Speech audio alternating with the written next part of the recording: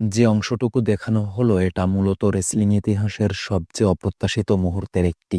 এই মুহূর্ত যেমন সবার জন্য শকিং ছিল, তেমনি সিনার পাগল ফ্যানরা লম্বা সময় পরে সিনার এই ব্যবহারে কেঁদেও দিয়েছে। প্রশ্ন হলো জন সিনা কেন হুট করেই এমন আচরণ করলেন?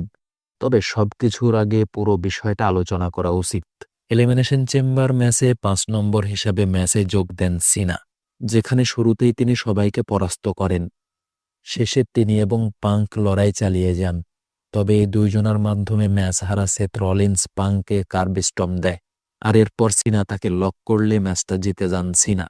ম্যাচটা শেষ হওয়ার পরে সেখানে আগমন করে কডি রোডস এবং ম্যাচ জেতার জন্য সিনাকে অভিনন্দন জানায়। রিংয়ে আসার পরে রক কডিকে তার সঙ্গে যোগ দেওয়ার জন্য আবার অফার করেন, যেখানে তিনি বলেন যদি কডি তার দলে যোগ দেয় তবে সে চিরঞ্জীব থাকবে, আর যদি সে যোগ না দেয় তাহলে তার স্বপ্ন শেষ হয়ে যাবে। তার কথার উত্তর কডি দিয়েছিল না হিসাবেই, আর একই সঙ্গে রককে গালি দেয় কডি, যেটা দেখে খুব খুশি হন জন সিনা, আর এক পর্যায়ে কডিকে বুকে জড়িয়ে নেন। কিন্তু সেই সময় তার সামনে থেকে কডিকে আক্রমণ করার নির্দেশ দেন রক, আর মুহূর্তেই সিনার চেহারা বদলে যায়। তিনি লো ব্লো দিয়ে আক্রমণ শুরু করেন। পরবর্তীতে কডি রোডসের ঘড়ি দিয়ে তাকে আঘাত করেন। মাইক এবং চ্যাম্পিয়নশিপ দিয়ে আঘাত করার পরে রক্তাক্ত হয় কডি।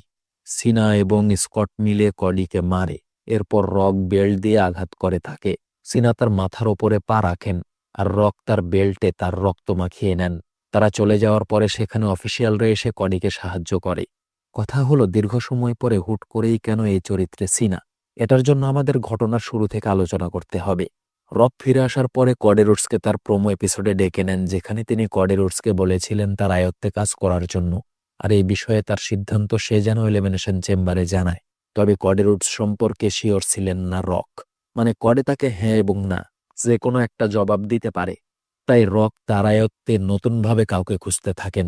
এদিকে জন সিনা ক্যারিয়ারের শেষ বছর হিসেবে এই বছরকে উল্লেখ করেছেন, আর ফিরেও এসেছেন। তিনি ইতিমধ্যে ১৬ বারের চ্যাম্পিয়ন। যদি তিনি আরেকবার চ্যাম্পিয়ন হতে পারেন তবে সেটা হবে কোম্পানির ইতিহাসের সবচেয়ে বেশিবার চ্যাম্পিয়ন হওয়ার রেকর্ড।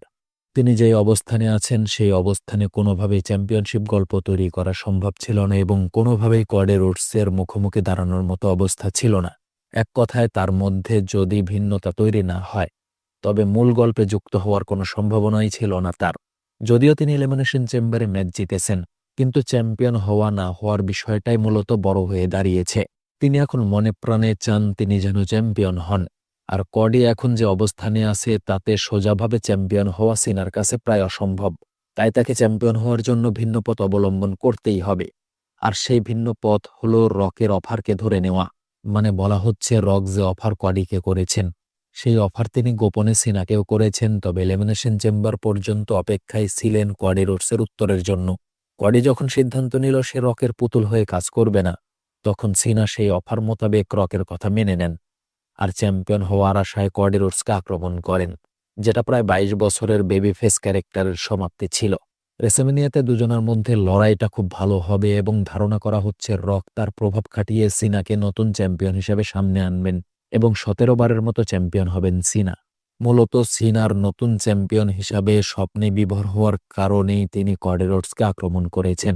যাই হোক, সিনার হিল ক্যারেক্টারের সমাপ্তি কিভাবে হবে সেটাই দেখার বিষয়।